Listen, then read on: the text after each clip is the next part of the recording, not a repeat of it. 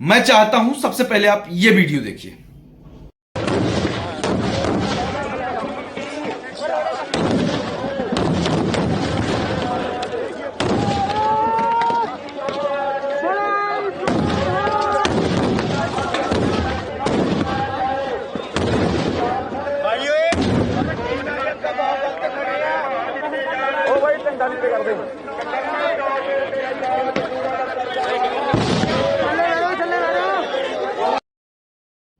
तो देखा आपने, यह कोई युद्ध क्षेत्र नहीं है, हम किसानों पर ही हो रहे अत्याचारों का यह वीडियो है, जहां आंसू गैस की गोले, बंदूक, गोलियां, तमाम तरीके से किसानों पर अत्याचार हो रहा है। आप पूरा देश देख रहा है। यह वीडियो मैं उन किसानों के लिए बना रहा हूं जो कह रहे हैं इससे हमारा कोई कनेक्शन नहीं है। तो सबसे पहले मेरी बात आप समझिएगा, यह जो किसान आंदोलन चल रहा है, यह सिर्फ हरियाणा और पंजाब के किसानों के लिए नहीं चल रहा। आप किसान हो, चाहे आप मध्य प्रदेश को, छत्तीसगढ़ को, चाहे पूरे भारत में कहीं से भी हो, यदि आप खेती किसानी कर रहे हो तो यह आंदोलन आपके लिए भी है।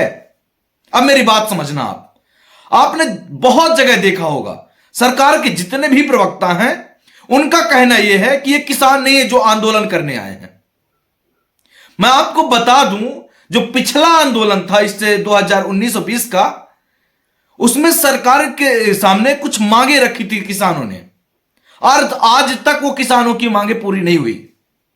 अब आप समझिए, मध्य प्रदेश, छत्तीसगढ़ का जो चुनाव हुआ था, उसके घोषणा पत्र में इसी भाजपा सरकार ने लिख के दिया था कि किसानों की प्रति कुंटल हम 3300 रुपए हम प्रति कुंटल हम गेहूं की खरीदी करेंगे या धान की खरीदी करेंगे।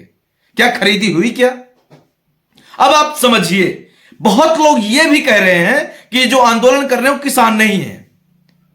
यह पूरे प्रदेश और पूरे देश के किसानों से मैं एक निवेदन करना चाहता हूं कि यह आंदोलन सभी किसानों का है। यदि एमएसपी पे आपका अनाज खरीदा जाएगा तो उसमें पूरे देश के किसानों को बेनिफिट होंगे, ना कि बिहार, ना कि हरियाणा और ना ही पंजाब के किसानों बस के लिए एमएसपी लागू होगी।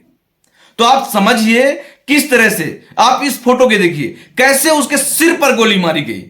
एक मेरी ही उम्र का एक नौजवान जिसके सिर पर गोली मार दी गई, इस आंदोलन के लिए शहीद हो गया वो व्यक्ति। किसके लिए? अपने लिए क्या, हम सब देशवासियों के लिए, किसानों के लिए। बहुत लोग कहते हैं कि किसानों के पास ट्रैक्टर है, फॉर्च्यूनर है, विदेशी ट्रैक्टर, क्यों ना हो भैया, मेहनत करते हैं किसान, मेहनत करते हैं, जमीन पर रात दिन मेहनत करके पसीना बहा के कमाई करते हैं। आप जमीनी स्तर पर देख लो, जितने भी छोटे किसान हैं, आप गांव स्तर में देख लो, किसी किसान का बच्चा कोई भी प्राइवेट स्कूल में पढ़ नहीं सकता, प्राइवेट हॉस्पिटल में इलाज नहीं करा सकता। आज हमारे देश के किसानों की स्थिति है। इसकी आवाज यदि हमारे मध्य प्रदेश या छत्तीसगढ़, पूरे देश के किसान आवाज नहीं उठाएंगे तो फिर आपके बच्चे कैसे आगे पढ़ लिख के आगे बढ़ेंगे, कैसे एक मॉडर्न जमाने की खेती कर पाएंगे? अब आप समझिए, आज यदि आपका बच्चा सरकारी स्कूल में पढ़ रहा है तो वहां की शिक्षा व्यवस्था खराब कर दी जा रही है। आपको भगवान के नाम पर वोट लेने के लिए आपको पढ़ाया लिखाया नहीं जा रहा, वहां की जो पढ़ाई की व्यवस्था है उसको बर्बाद किया जा रहा है। आप कब समझेंगे? ये आंदोलन बिल्कुल जायज है। कितने किसान के लड़के अमेरिका, लंदन और ऑक्सफोर्ड जैसी यूनिवर्सिटी में पढ़ाई करते हैं? कितने किसान के लड़के?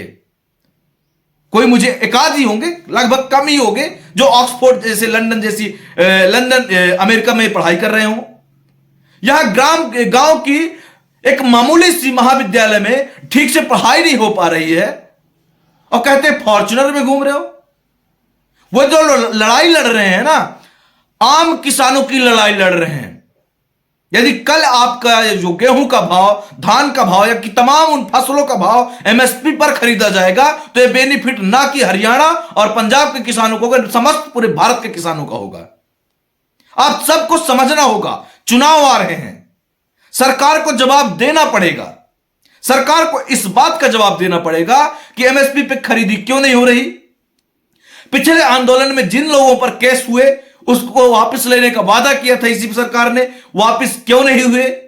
और यही भाजपा सरकार कह रही थी कि हम गेहूं की खरीदी 3300 रुपए प्रति कुंटल करेंगे, तो इस बार धान की खरीदी क्यों नहीं की? अभी 5 महीने मध्य प्रदेश और छत्तीसगढ़ के चुनाव में यही भाजपा सरकार कहती फिर रही थी कि हम धान की खरीदी एक उचित भाव में खरीदेंगे। फिर क्यों अपने मुंह से अपने वादे से मुकर गई? यही करती है क्या भाजपा? यही करती है क्या भाजपा की सरकार? आज किसानों पर आप देखिए कैसे जुल्म किया जा रहा है। अभी आपने हाल ही में राम मंदिर को देखा। राम जी, यही राम राज्य है आपका? किसान यदि कुछ अपना आंदोलन शांतिपूर्ण करना चाह रहे हैं, आप उन्हीं किसानों को भड़का रहे हैं। आप खुद पूरे आंदोलन को खराब करना चाह रहे हैं। ये सरकार खुद लगी है। ट्विटर के अकाउंट बंद किए जा रहे हैं, यूट्यूब के वीडियो हटाए जा रहे हैं, तमाम वो वीडियो, शायद ये वीडियो भी हटा दिया जाए। यदि मैं किसानों की, यदि कोई भी यूट्यूबर, कोई भी न्यूज या पत्रकार यदि बात करता है, किसानों की आवाज उठाता है, तो उसको उठा के जेल में डाल दिया जा रहा है। किस लोकतंत्र की बात कर रहे हैं आप? आप इस लोकतंत्र को मजबूत नहीं बना सकते। फिर से एक बार राज्यतंत्र की ओर हम बढ़ते जा रहे हैं। हमारे देश की शिक्षा व्यवस्था, स्वास्थ्य व्यवस्था और किसानों की जो व्यवस्था है, जो हाल है, हम सब के कारण हो रहा है, क्योंकि आप एक तानाशाह सरकार बना रहे हैं।